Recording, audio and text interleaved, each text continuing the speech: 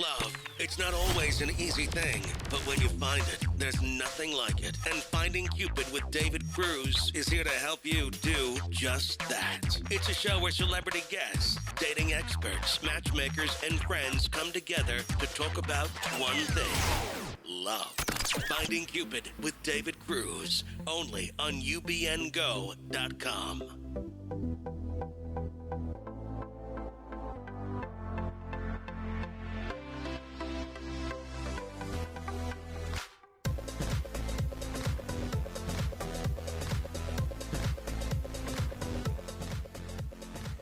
Hey everybody, my name is David Cruz. Thanks for tuning in and welcome to Finding Cupid, a podcast about love coming to you from our studios here in Burbank, California.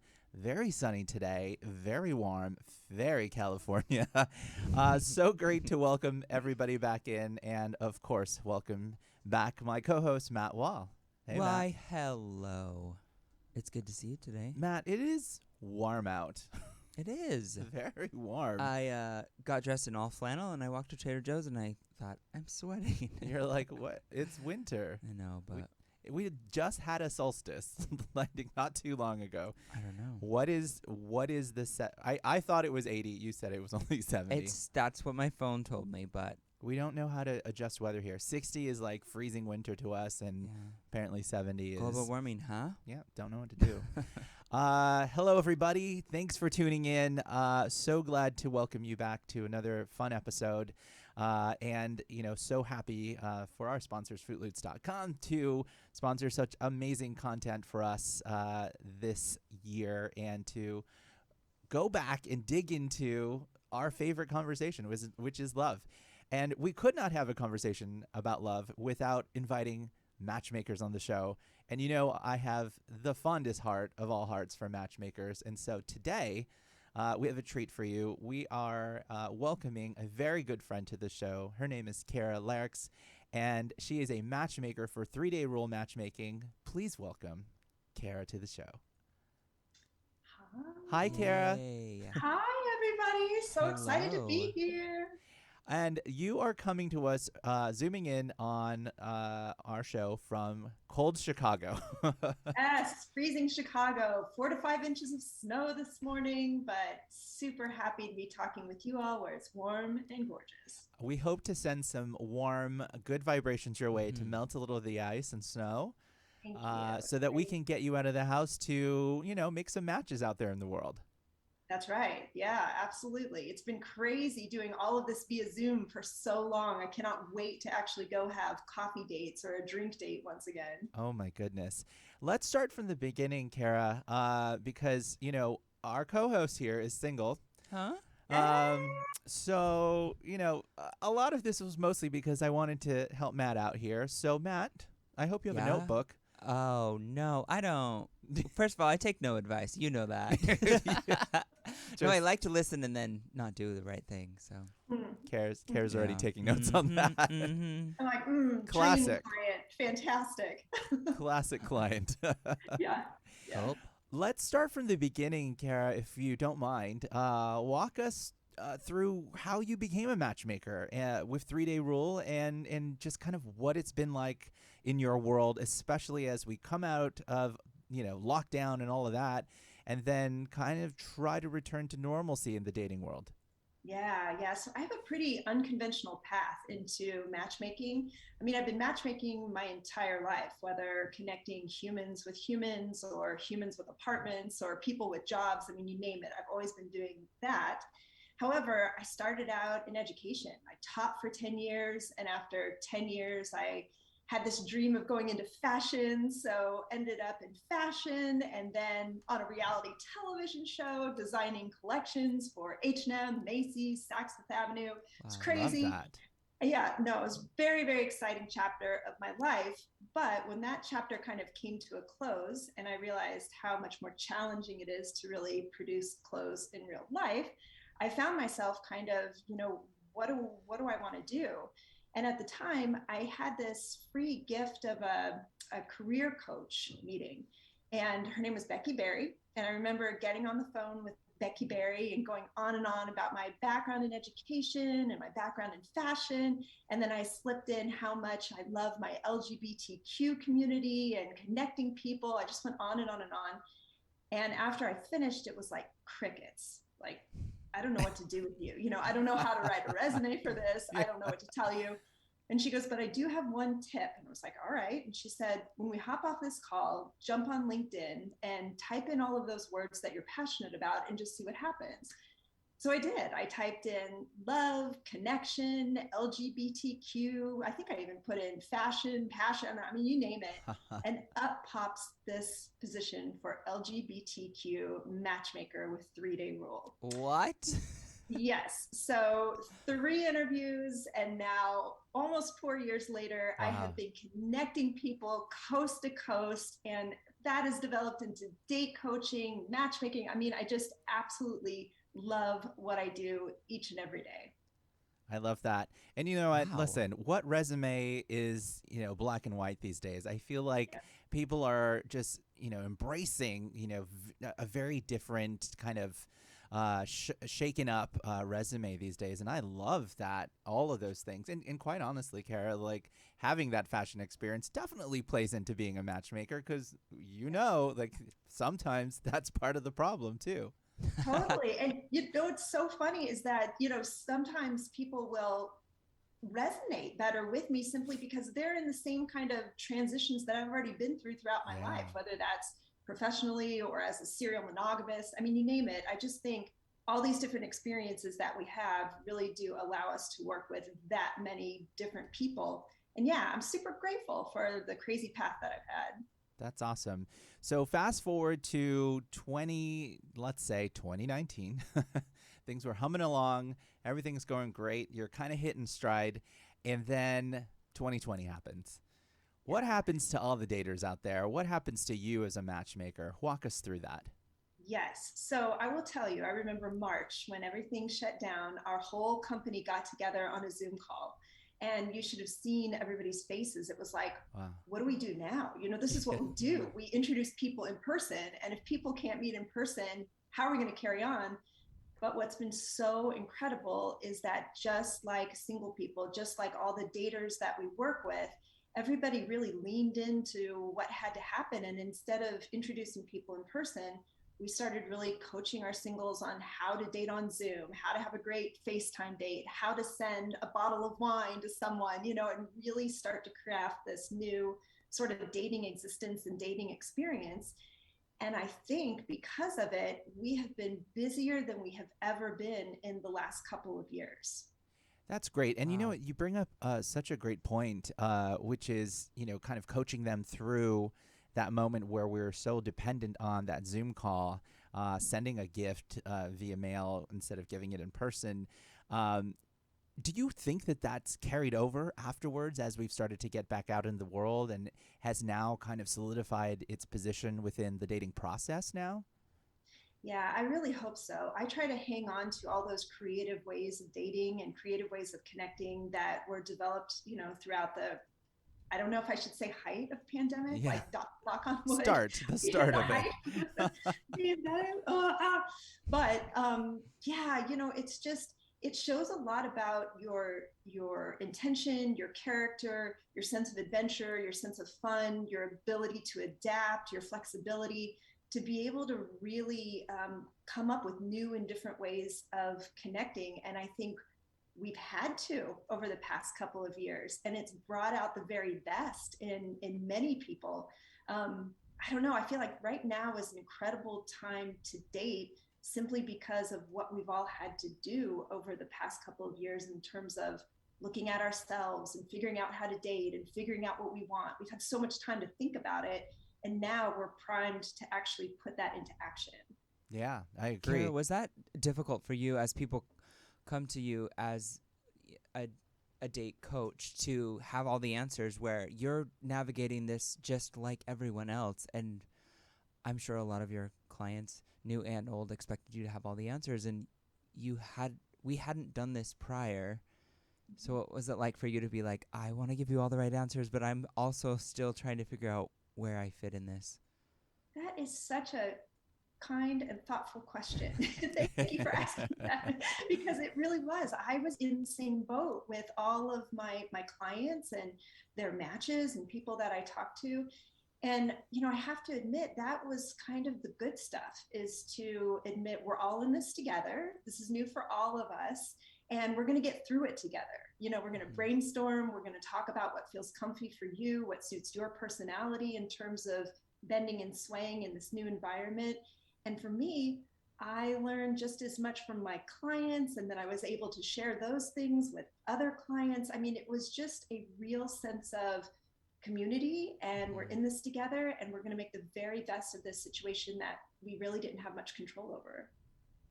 Talk us through, Kara, the dater and the challenges that they were having before all of this craziness, just so that I can get a snapshot of then and now. But what was the dater most challenged with, before all of this craziness, that we're going through? I love the chance to look back on this and to really compare and contrast. This is a total treat to do this, because I think when we were all in it in 2019, no one really realized. But a lot of the challenge that I now see, only having lived through 2020 and 2021, was that in 2019, everyone was so busy. I can't stand that word busy, but it's true. People were so busy with careers. They were so busy with travel. They were so busy with meeting friends for this, that, or the other, brunch and drinks and you name it. So there were so many ways to fill time. And if someone was not prioritizing dating or finding a relationship or a partner, it was super easy to avoid. That avoidant behavior was on high. And many people just didn't even realize it. They just said, I'm too busy to date. I have all this to do, But then things shut down, and all of a sudden you have all of this time to yourself, and all of this time where you can't travel, you can't go out with friends, you can't fill your time with work events or whatever it is. And then things started to get very real in terms of prioritizing what people want in their future. Yeah. And flash forward to today, where, we've read about it in the newspapers. We've read about it in articles about dating and relationships. And it has really kind of changed significantly, because now we are prioritizing the heart, the relationships, what we actually, felt was important. It really isn't anymore. The job and the career really is not that important. And we've talked about it on a couple other episodes where, this is the year where people are resigning from their careers in the biggest numbers that we've seen in history. And because they are prioritizing the things that are more important in their lives, and that is relationships, family, just being happy in a career. And so now we find relationships really at the top. And what's happening because of that now too is that we're seeing matchmakers become the sought after shamans of the world. And now in droves, people are coming to you, where you've been sitting there the whole time going, yeah, I've been here, been waiting for you. But now they're knocking at your door, just like, and they're wanting you like they want a coach, at the gym, a trainer at the gym. That now they want you like a therapist, for the mind. And so, what does that feel like now to kind of see that, flip around so quickly? And how does that feel as a matchmaker to kind of know that daters are open now and they're ready? Mm-hmm. It's thrilling. I don't really know another word for it. And what's so interesting is I never could have called this. When I first started doing this about 4 years ago, I was like, seriously, this is a job. I can get paid to do what I naturally do. This is amazing. But quickly got into it and realized what I was talking about before, the busyness and kind of the barriers to finding someone. I mean, it was a lot. It was a lot to understand. And I'm really grateful that I had a couple of years, really working within that environment. But now to see this incredible crew of people who's had all this time to really prioritize and say, heaven forbid this ever happens again, and, life shuts down. I want to cook with someone, I want to jump in bed with someone at the end of the day. I want to play games if we can't leave the house, or, do whatever it is we do with someone. Should something like this ever happen again, this has made a really incredible environment for matchmaking. And I don't mean I'm happy just because I'm busier than I've ever been, but I mean I am happy because the humans that I'm working with have this shift in mindset where it's not just like, oh yeah, it'd be great to have someone, but whatever, I have 3 million other things I need to do. Now it's like, yeah, it would be really great to have someone. Let's figure out how to do it. And I love your comparison with, like hiring a personal trainer, or yeah, if you want to get into swimsuit bod season or whatever, you start working with your personal trainer now. And it's the same story with the matchmaker. It's like, if your goal is to find a really meaningful relationship, start working with a matchmaker now, and then let's see where we are in 6 months. And I can promise you, you're going to learn a lot about yourself. You're going to really start to understand how to make good choices for yourself, and fingers crossed, end up with someone who really has long-term potential for you. I'm sorry, did that answer your question? Oh my God, absolutely. Are you kidding? Sold. Yeah. Just Well, walk us through. There's the people out there that will get this right away. There are people listening that said, I've looked into this before. I've heard about this. I've watched a TV show, or I read an article about this. And then there are people that are just like, wait, what? There's people that can help you with your heart and that can help you with dating and relationships. Walk us through. Let's say Matt, who maybe he took my advice one day. Maybe I did, maybe I didn't. Also, you've taken away all my excuses. I guess I'm not busy anymore. Yeah. You guys just like punching ripped holes me raw. Punching holes in that whole Yeah. plot line over there. Yeah, I'm open and I want to do the right thing. And I guess part of that question, if I could also kind of rephrase it my own, is I hear what went on before. I know what I went on my coffee dates. How has that changed from before to now? Am I still going to be doing the same things as I did before? As we say, like pre-pan, post-pan. Yeah, in am pan. I want to be doing, I guess, because now we're all in this new mindset. Am I going through the same motions as I was once taught? Okay, let me back up just a minute and answer the question about kind of how to work with a matchmaker first. Yeah. And then Two questions here. To jump into what you were doing pre-pandemic, and will that look the same as now? Because I need more details for sure. Okay. Oh yeah, Wait. we'll do the Matt project in 2 seconds. Oh, we don't have time. We don't have enough time. Can we please do another podcast called The Matt Project? I would be yeah. so Wow. That makes me feel good. Yep. Kara, there are 8 seasons of this show. Okay. Called the Matt Project. Still single. Yeah. Okay. Matt's, well, yeah. there's time. Okay. Okay, we'll put that on hold. How do we start? If someone comes to you, let's answer that one first. Yeah. You know what's so interesting is that people come to me from all over the place. So for example, somebody will see an article about 3-day rule in the Times or Wall Street Journal, or hear about it on NPR. But then also people will see one of our matchmakers on TikTok. And so people are coming to me from all over, many of whom have never met with a matchmaker before, have no idea what it is, but are sick of swiping, are not having luck on their own, really want a long-term relationship, and just want to do something different because they're so frustrated. That's the majority of people who come to me. So generally, and let me just give you the kind of the bare bones how to work, at least with 3-day rule, 2 different ways. First of all, it is completely free to be part of our free pool of foxy singles, is what I like to call it. That's you, Matt. Yes, Thank you are you. more than welcome. We will be so happy to have you. Yes, absolutely. But really, all that takes is visiting 3dayrule.com and signing up. You create a little profile. It should only take you a couple of minutes, and then you're in our database. Beyond that, you can expect to hear from us if for some reason we're working with a client who looks like a really good fit just based on the basic information that you entered. And if that's the case, then one of our matchmakers reaches out to you and says, hey, listen, I've got this client that I'm working with. I think you two might be a great fit. Can we have a little Zoom call? And I'm going to ask you a few more questions about you and who you're looking for to really confirm my hunch that, yes, we have a great fit. And beyond that, it's just a quick Zoom call. You chat about what you're looking for and your life and all that good stuff. It's a very casual, easy, fun combo. And if we have a match, amazing. just like introducing two great friends. Numbers are exchanged. You two go out, enjoy each other, and then expect to hear from a matchmaker afterwards for feedback on both sides. So that's the free side. The only catch about the free side is we have, gosh, I think over 150,000 people in our free database at this point. Whoa. And we're only working with a handful of clients. So anyone out there who's listening, should we reach out to you, say yes, because you've been handpicked from thousands in order to meet one of our clients. Yeah. But on the other side is the paying side. So if you want to become one of my clients, amazing. We meet just like I meet with anyone who comes into our database.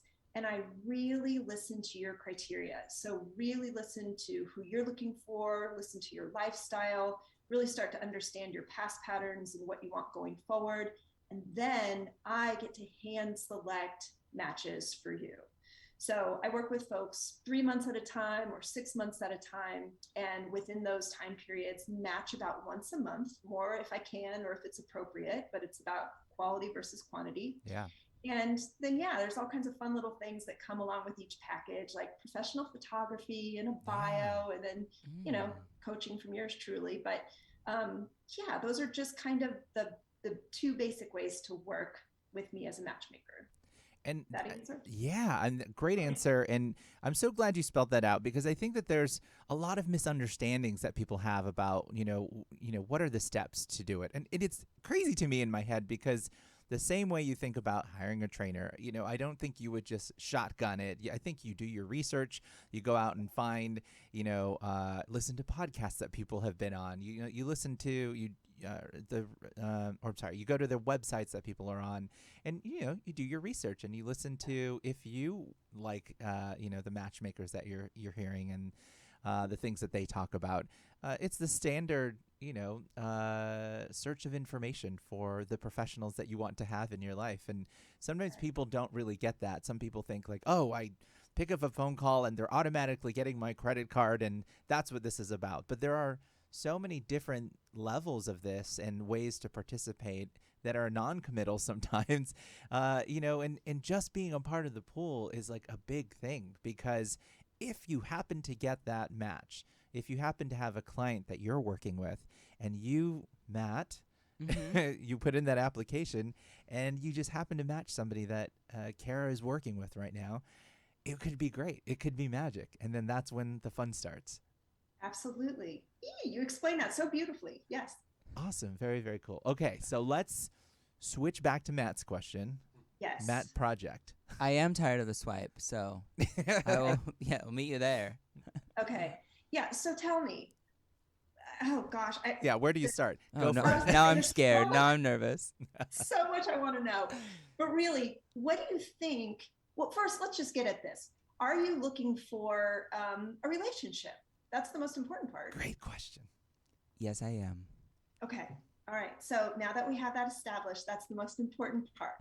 Now, tell me, what do you think is holding you back from finding a relationship?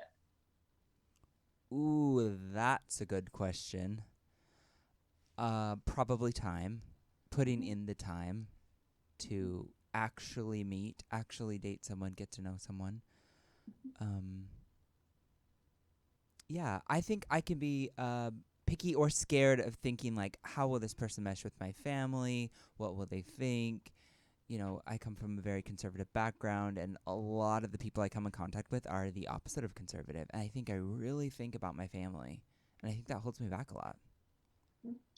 This is the exact kind of exchange that happens with matchmaker and client. So when I get pieces of information like this, like I'm getting from you right now, I'm like, I cannot wait to break this down and really figure out how this has been impacting the choices that you've been making dating. And then also when you say, short on time, or, if it's follow through with people that you match with or meet or whatever it is, that too is a barrier that you might be throwing up a little bit. So this is where the coaching part of matchmaking begins. I really talk with you. We would have a full conversation and we'd break down some of these things that you feel like have been holding you back, and see how we can shift that mindset first. Then really get at your list, your must-haves, your nice-to-haves, your deal breakers, and then really start to kind of mesh the two. You all stop me if I'm rambling or going go, on please. way too much. That project needs to end. Keep okay. going. Okay, well, Help me graduate. Let me give you an example of one of my favorite clients that I've ever worked with. We actually just did coaching. We didn't do matchmaking. And he came to me and he said, I am so sick of white knuckling it when dating. I'm sick of swiping. It takes so much time. I'm sick of being the one who initiates and always makes things go. I really want to find somebody who's equally engaged. Mm-hmm. Like, okay, great. So that kind of established, let's work together. Then we started to delve in, just like I did with you, Matt, just now, and really started to figure out that he had quite the anxious attachment style. And we could do a whole other podcast on attachment styles, but if you've never read the book Attached, it's a mind blower. It's so good. Anyway, figured out he had this sort of anxious attachment style, and he had always been picking these guys who were avoided. So as he moved toward them, the guys would move away, and it just was this horrible cycle of anxious, mess. Anyway, he figured that out. We talked about his must-haves, and they were things like, he's got to be a good, financially stable guy, have his career in place. It would be awesome if he loved to travel and loved the finer things. It'd be great if he had a great sense of humor. And then he gave me all kinds of nice to haves and also some deal breakers. And after our coaching sessions, I'm so happy to say that he's now in an exclusive relationship, happier than he's ever been. And I asked him, I was like, okay, so tell me, what really works about this relationship? And he said, well, number one, this guy shows secure attachment. In other words, he calls when he says he'll call. He shows up when he says he's going to show up. He makes future plans and he keeps them. And that makes me feel really good that, I feel like I can trust him. I love that part. He's like, secondly, he has the sense of humor, that we always talked about, and we really click, and that's amazing.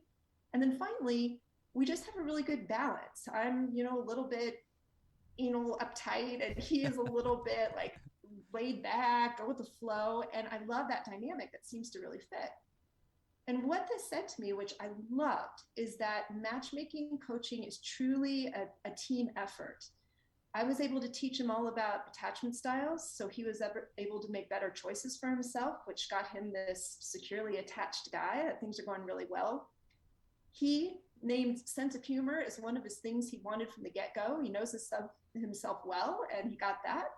And then the third thing was kind of this little bit of magic that we always have to leave room for. He had no idea before he even started dating the guy that he's now exclusive with, that he wanted that lovely balance of sort of, type A and then super type B. So I love how this whole process is collaborative between, matchmaker, date coach, expert, and then the person who has a goal in mind. Okay, that was a lot. I will stop. No, I like that. Absolutely. I love that Listen, story. I was going to say storytelling is good because the listener out there, this is unknown territory to a lot of people. And I think that the more that we diffuse any sort of, preconception about what actually happens here, the more that this is going to, be, dare I say, normalized, so that people can go after it, with fun, with energy and motivation and spirit. And and we're seeing that. But for all the other people that are still not kind of catching on, I think it's important to kind of walk through and give some storytelling. Let's talk about the person that resists, though, because we, as a matchmaker, you meet those ones. And there's a lot of challenges, I think, when you're a matchmaker. And, in my experience, there's always the people that resist. They come to you, they reach out, but they're just so resistant. Why do you think that is? Oh my gosh, how long do we have? I will try to keep this short. My number one, fear. Yeah. Fear that it hasn't been working and that it's not going to work. Just this fear of wanting something that they think perhaps they can't get, and whether they're able to voice that or not. Fear is what really holds a lot of people back from moving forward with this process. Yeah. Fear of finding someone, fear of what if it works or doesn't work, fear of what... I think I'm afraid of failure. I don't want to put the time into something that is going to fail. There's my fear. So yeah, Matt, that makes complete sense. And you're not alone in that. I think a lot of people think of many things in life as sort of pass fail, as opposed to the process to get you closer to your goal.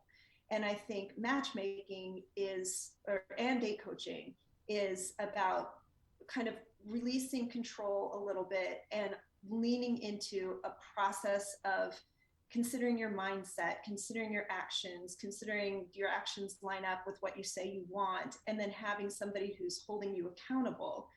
But I think many people are just like, I don't know what that's going to look like. And this is pass fail or 50-50, whatever. And I think it's about even changing your mindset around what the process is like. So you enter with a good kind of clear slate and excited about what you're about to do. Mm-hmm. And would you say that just having that openness and that mindset is something that's a must-have for you, as a matchmaker, someone who comes to the table and says, I'm going to trust the process, I'm going to trust you, and I'm going to allow you to lead me. Do you think that's a good start for someone wanting to approach this process? I think that's an incredible start. And I will say this, I will work with someone who is, completely closed off, and I can see that it's just out of fear, because I feel like that person has so much to gain from this process. It might take them a little longer, and they might need to build some trust in me first, and that's okay. But for those who are ready and wide open, they're the ones who see success. And I say success in terms of really meeting somebody that you like and then really dating someone for a while. Yeah. Those people who are wide open to this process and what they have to learn from it, those are the ones who typically have more success when it comes to matchmaking. Yeah. You hit a question earlier on in our conversation here, which is such a mind-blowing question for me. And you asked it to Matt, but it is one of the things that I think is such the base and the foundation for kind of any conversation that anyone has when it comes to the world of dating, which is, are you ready for a relationship? I don't think that people think about that question enough, and I want to kind of talk through this with everyone here and for our listeners too. It's a question that we don't ask often. I think sometimes we're going through the motions and saying, yeah, this is what I'm supposed to do, right? I'm supposed to go on dates. I'm supposed to be on I'm single. I'm supposed to be on an app. I'm supposed to be looking. I'm supposed to be going out and putting out all the signs and the vibes that I'm ready to, to mingle. But sometimes that question, if answered right, tells you that I don't want to be in a relationship, or I'm not ready because of A, B, and C reasons. How many times in your experience have you actually discovered, Kara, that is something that people didn't answer yet, and it was mind-blowing for them as well? That's a good point. It took me a while of matchmaking to realize that that's a key question to ask up front. Is this really what you want? Because you don't have to want this. There are people who, are quite happy being single, or quite happy doing all kinds of other things in their lives before they're ready to look for a relationship, and that's okay. That's totally okay. It's right. Okay to be single, and it's okay to not want a relationship and still date. Like, there's all of these layers, right? You don't have to. I can still have a matchmaker and a date coach and be single and be okay with being single and still go out on dates. All good stuff. Absolutely. Yeah. Why are you laughing, Matt? Hey. That's like, stop talking to me. I love it. But yeah, it's absolutely true. And, for me, people have the perception that if you're working with a matchmaker, you're serious about finding a relationship and you want to find your person. And I think that's pretty fair. For the most part, people who I work with really are looking for a serious, monogamous, long-term relationship. So that's fair. But it's absolutely okay to want something different. And so that's kind of where I start my conversation with folks that come into my free pool of Foxy singles, or those who are interested in being clients, whichever. But I really will get at where are you at in wanting a relationship, and then let's start there. And I will very seriously say, if you're not really looking for a committed, serious relationship right now, if you're not in that mindset, but you still want some help dating, let's start with date coaching. That's a good kind of dip your toes in the water kind of way to approach this. But if you're somebody who's done quite a bit of dating, it's not working for you, you really want to, call in an expert to help you, and you are looking for that serious long-term monogamous relationship, not necessarily even always monogamous, but that's the pool that I'm fishing in on the whole. That's most of the people that I'm working with. So it does make sense to work with me as a matchmaker, for example, if that is your goal. But it doesn't have to be, Yeah. I think that there's, amazing spaces out there for people to be in. You don't need to be actively wanting to settle in. People want to date. And that's, always a misconception about the dating world out there, is that you can be dating, but you don't have to be looking for a relationship. You could just be getting out there after a long-term relationship and needing the practice, right? You need to dip your toes back in slowly. Yeah, or a long-term pandemic. Or a long-term pandemic, and you just learned about this thing called talking again, talking on a phone, talking on Zoom, and so you're like trying to practice it. So it's okay to take it slow, which is like all of us out there. Let's talk about that for a second. Oh, sorry, go ahead. Yeah, I was going to say, you bring up so many great points. I'm having a blast. I could talk about this for hours. We could do this all day. Yeah. Okay. But talking again. People are talking again. Thank you. I love this. So I'm working with, I work with clients in their 20s all the way into their 60s, and everybody has a different story. And I love that. Everything is unique. I do something different with every single client.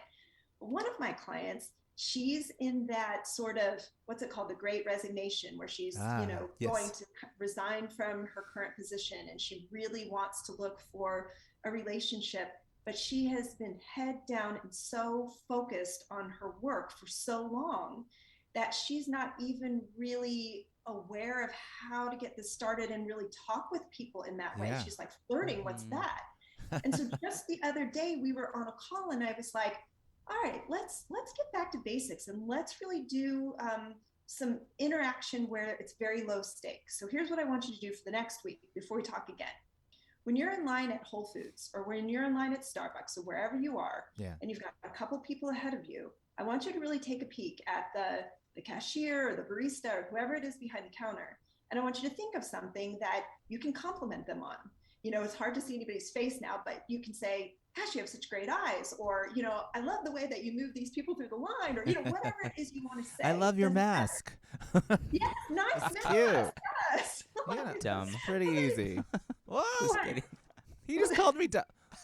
Come on. I'm kidding. You can say anything No, to not anyone. that. I just said the mask. I said I was like, cute take down your mask. Let's compliment your teeth. Oh. You see what he's doing? He's sabotaging. He's like, no, that's not. Something's Keep wrong. going. I'm actually I'm taking this to heart, what you're saying. Keep on. Go Okay. on. I love this tip. Thank you. But truthfully, it's like starting to work that muscle that eventually is going to be your flirting muscle, and you're asked somebody that you really, the stakes are a little bit higher because you really would love to go out with them. So it's like, do it when it's low stakes, and it doesn't matter. But what you're really doing is getting yourself in the mode to start to notice, to like put your chin up, your eyes open, and really start to notice the opportunity around you. There's a lot of beauty, there's a lot of opportunity, there's a lot of connection to be had. And often when you're so down on dating or frustrated about dating, you do get very blinders, laser focused, and you start to forget that there's a lot to notice out there. So this is an easy way to just kind of get started noticing about others, trying to maybe re-engage what you find foxy, or what your eyes are attracted to, or what you like, to really start to understand that within yourself.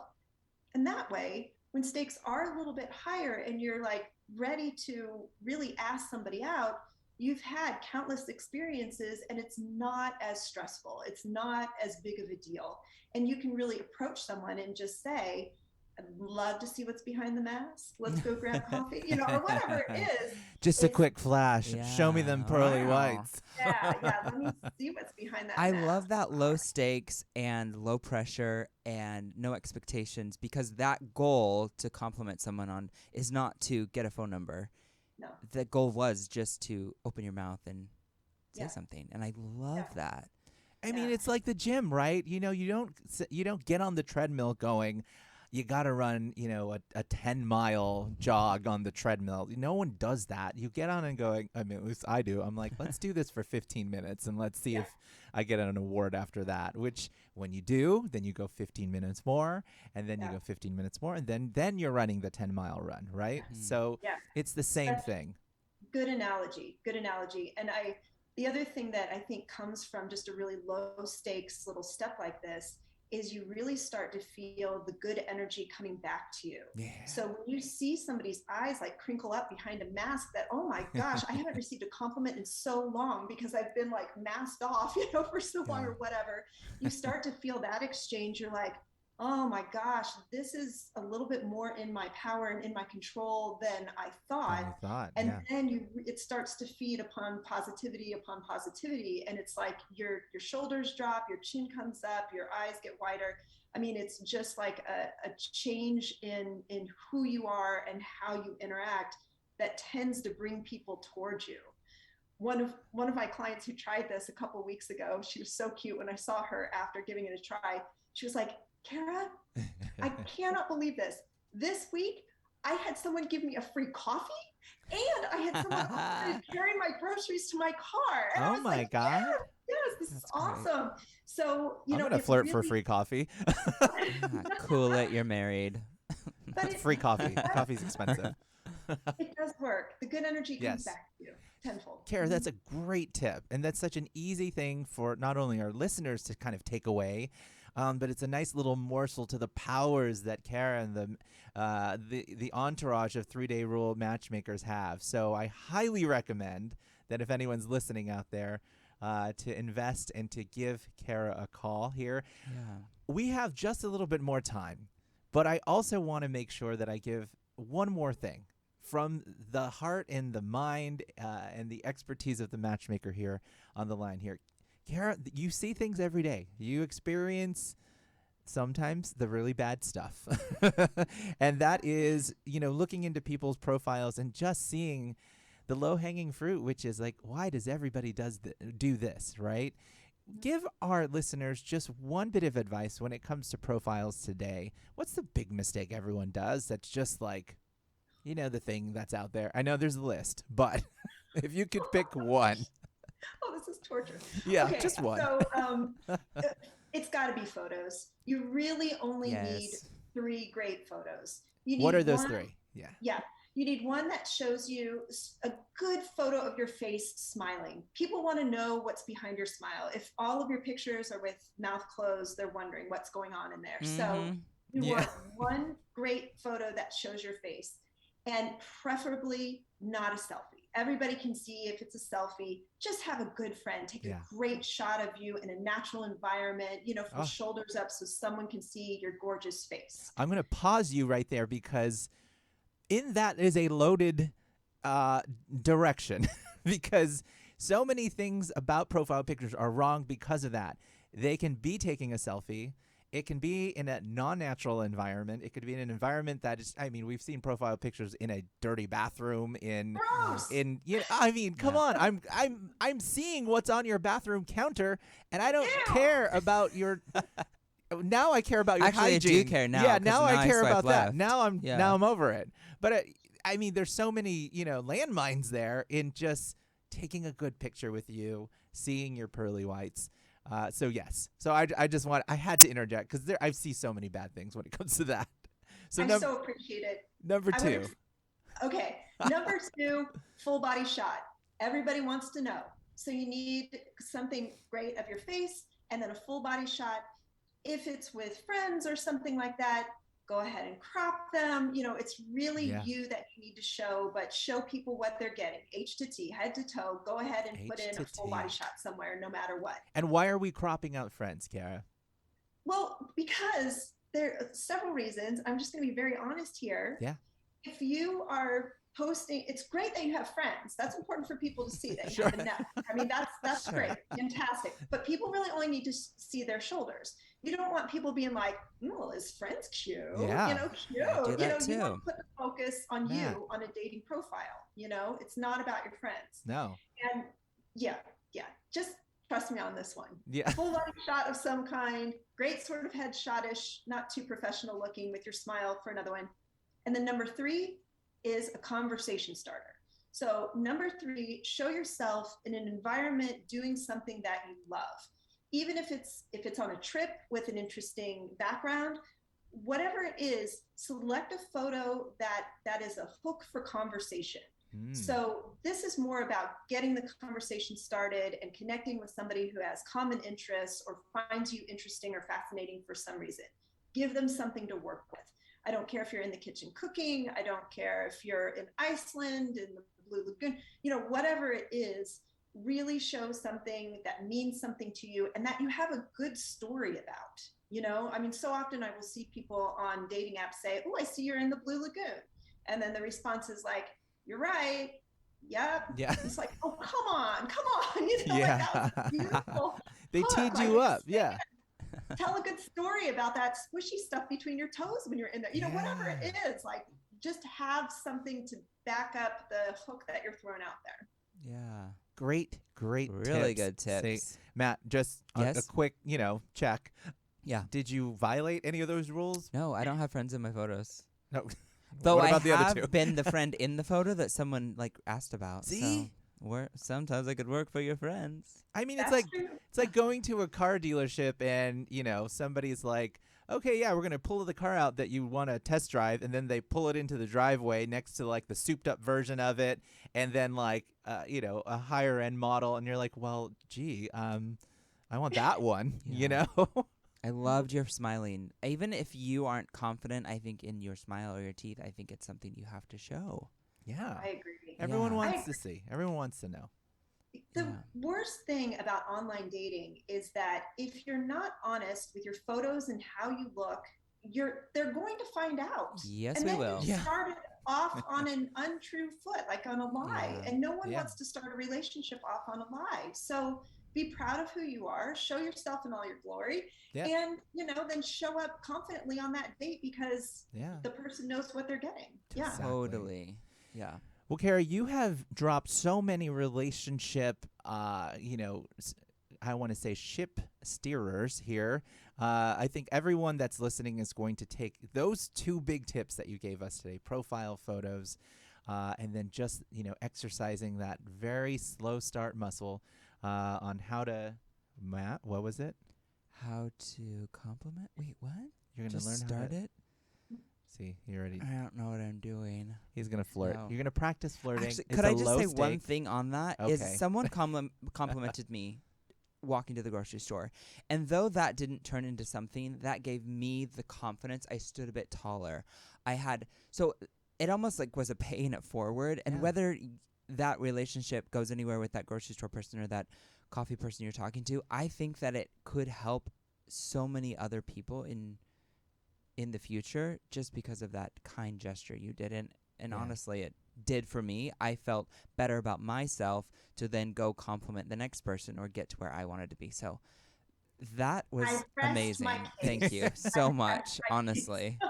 And then listen, everyone loves a compliment. People Yeah. want to know that they look good or that outfit that they put on looks good on them.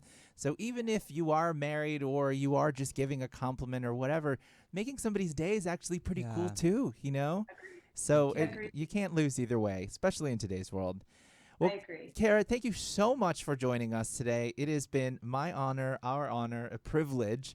And thank you so much for sharing everything about who you are, what you do, and what 3 Day Rule Matchmaking is about, because you guys do great work there. I call it God's work, but that's just me. Not really, not to make it religious or anything, but it's pretty great stuff. And I think that, the people working to put love out into this world, that's pretty special. And thank you for all that you do. Thanks a million. It's so funny that you say that because sometimes I'll get off a very difficult call and my wife will walk by and she'll be like, "God's work, babe." Yeah, it really is. Can you just please tell everyone how to find you and how to Yes. find more information about 3 Day Rule Matchmaking? Yeah. Super easy. Just go to 3 Day Rule, and it's 3 spelled out, THREE, dayrule.com. And there's a very easy sign up link. There's a little spot that you can say Kara referred you, which I always appreciate. That would be amazing. But just sign up and we'll reach out, learn more about you, and be thrilled to have you part of our free pool of Foxy singles. Or if you're interested in the client side of things, have that conversation as well. And while I am not a ginormous social media person, I would love it if you would follow me at Matched by Kara. Feel free to slide into my DMs if you're single and that's the way you communicate. And I'll do my best to redirect you to my email, Kara@threedayrule.com. Love it, love it, love it. Thank you so much, Kara. Thank you. Like we said at the beginning, we are sending some warm sunshine your way, melting that ice so that you can get back out there and do God's work in the matchmaking world. Thank you to everybody for listening in, and thank you to FruitLoots.com for sponsoring this set of Finding Cupid episodes. And again, thanks for tuning in. Like and subscribe on iTunes or on YouTube. And until next time, have a great day, everyone. Bye.